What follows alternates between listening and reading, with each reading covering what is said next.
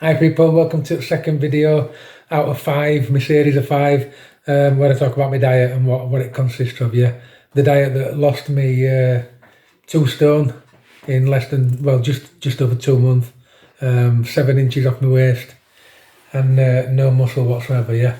Still got all that nice muscle there, and it's rock solid, yeah. So I've lost a lot of weight, but no muscle, yeah. I've gained a lot of energy.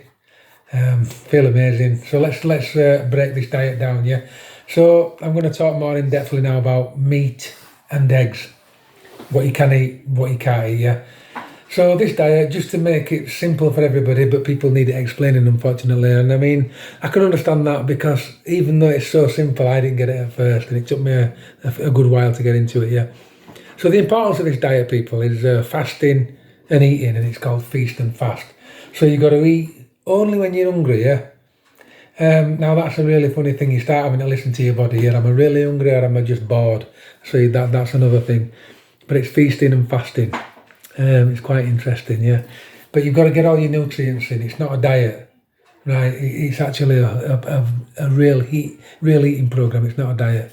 So don't go down the road of counting calories. Don't go down the road of missing food. Yeah, you've got to eat as much as you can. And I'll give you an example. This morning, my breakfast was over 1,000 calories, and that was just breakfast, yeah. I've had a really good day today, yeah, and I'm not going to fast now till probably weekend now, yeah, because I've done all that fasting. But yeah, I've got another program about fasting as well. I'll go into that in detail. Right, so let's talk about meat, what you can eat and what you can't eat.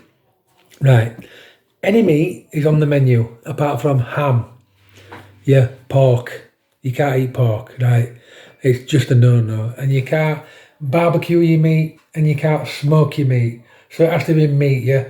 Now the reason why you can't barbecue it and the reason why you can't smoke it is when you smoke meat and when you barbecue meat, it causes carcinogens in that meat, yeah?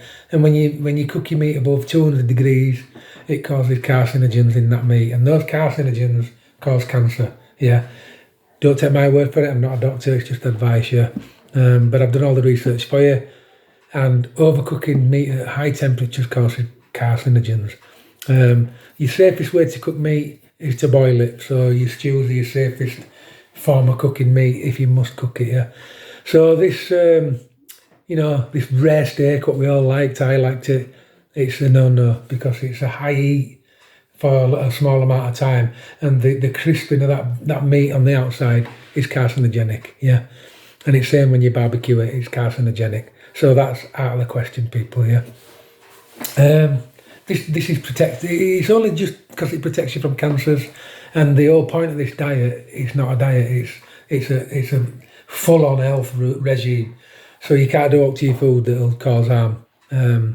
So yeah, that's that.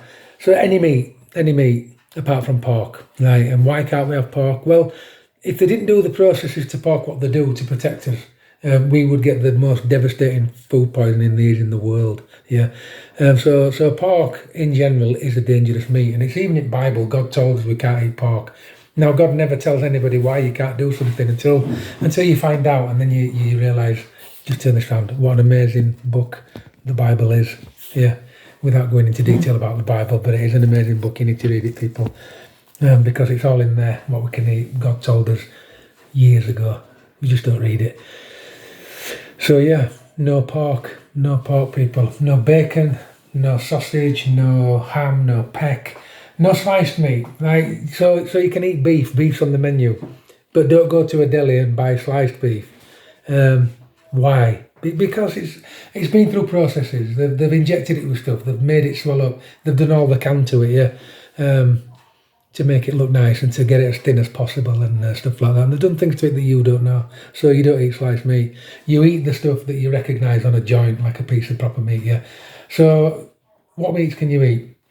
Chicken, rabbit, beef, lamb, all your standard meats, yeah. The only other thing I'd say about it is the money you're going to save when you stop drinking, when you work out how much you spend on beer, because that'll save you a lot of money. It saves me a fortune now. Put that money to real good quality meat, yeah. Don't eat it every day. Right, but when you don't eat meat every day, make sure you get your full proteins, yeah. So if you don't eat meat every day, this is why I wanted eggs on this, yeah. Make sure you eat eggs every day. So eggs every day, Red meat occasionally, yeah, because red meat's it's a funny one, this. Now, they say that red meat causes cancer, colon cancer, but they lump it in with deli, which it's actually listed in the FDA as an unknown carcinogen to cause cancer. It's actually listed on their dangerous foods list.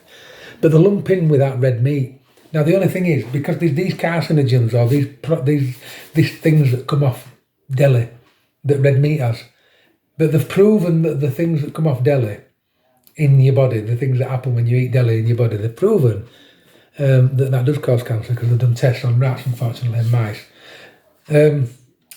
But they haven't proved that with the red meats. But they link it by association because it produces the same chemical imbalances. I don't think that's fair, and I don't think that's science, just to link it on there because it makes the same thing. They have to prove it. But because it's classed there, because it could be a danger, yeah, cut your red meat down. Which is a bit of a... I don't like that, to be honest, because I love my red meat, but I have cut it down. And to be fair, I feel better. I do feel better. So we're talking about meat, yeah. Get your meat from a really good source. Grass-fed beef, for example, yeah. British beef, British lamb. Right? Why do I say British? Right? It's not because I live in Britain, it's per se. It's because British meat is the best. It's one of the top meats. We look after those animals in this country, yeah. We really do look after them. And we know 99.9% of the time, they eat grass. They eat what they should be eating. And only in winter is their diet subsidised with these pellets. It's unavoidable, actually, in farming trade. They've been brainwashed that much that they have to feed the cows with pellets and stuff like that. Instead of like years ago, they used to feed turnips and winter feed that they grew on farm. Yeah, they don't do that anymore, yeah.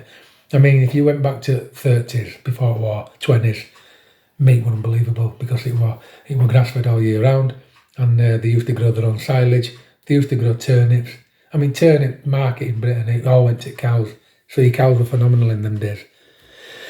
But unfortunately, these days, people have been took over with industry where they just constantly want to spray stuff and they constantly want to feed false food to your animals, pellets and stuff like that. And then they constantly want to make you sick with your diet, full of false crap, and then they want to inject you tablets to make you better.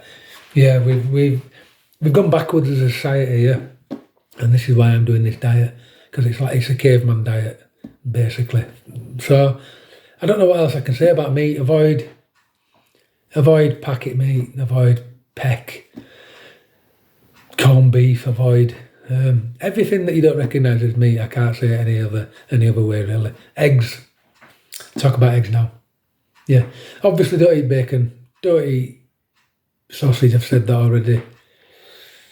Yeah, it's just easy, innit? Just eat meat. White meat, chicken, yeah. Go for your pasture-fed chicken. I believe that's the term. Go for your pasture-fed chicken. Yeah. Don't go for your free range because it's a lot of tosh. They're not free range half the time, and even if they are free range, they're still fed soy and pellets. Yeah. So you need to know. You see, when you feed a chicken pellets and soy, yeah, this is what you're getting out of that chicken when it's dead. When you feed a chicken pasture-fed food, so it roams on a pasture and it eats everything, all the herbs, that's the chicken you get when it's dead. This is why it's important. If the animal you eat eats junk, then the meat that comes off that animal is junk. Yeah. So them few pennies that you save if you stop drinking on this diet, because you have to stop drinking, people, on this diet. Yeah. This diet isn't a diet; it's a lifestyle change, complete. Yeah. And I lost 7 inches off my waist, and I didn't do it still drinking. I did it doing the diet properly. Right. So the pennies that you save, it goes on buying better quality meat. Yeah. Eggs. Obviously free range, yeah. You can look into it, you can get better than free range. And I must admit, even I can't afford them. Yeah. So live within your budgets. Live within your budgets. I get free range eggs, the type where you can find out where they come from on that code. And to be honest, that's a scam because I've never ever been able to trace my eggs using that code. Ever.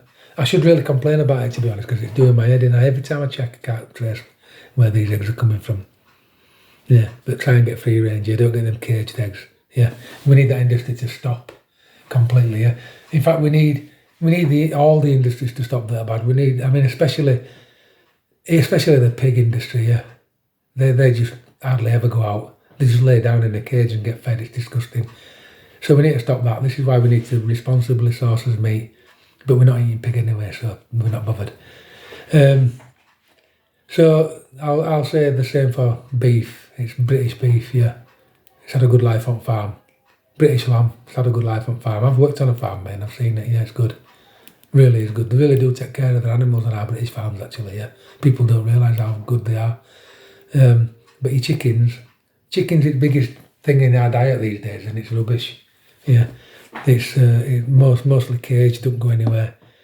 It walks around in its own feces and gets these burns on its legs and stuff like that, and we eat it. I don't. I get pasture-fed chicken. Costs a fortune, but you've never tasted not like it. And before I did this diet, I never ate chicken, hardly ever, because I don't want to condone that marketplace. You know what I mean? Cruelty to animals. I don't want to do it. So I want to know where my chicken comes from. I know it's roamed about and had a really happy life. So that's it really. Eggs, free range, of course. Duck, chicken, whatever the egg is, yeah.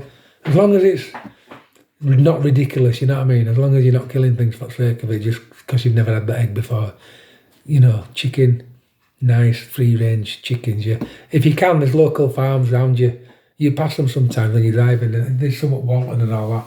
You'll pass them and you lay them in fields. Go get their eggs. You know the free range, you're looked after, yeah. So that's it, that's day one, meat, yeah, that's it. Meat, eggs. I'll come back and talk about fish next and explain that, because that's quite juicy. I'll see you later.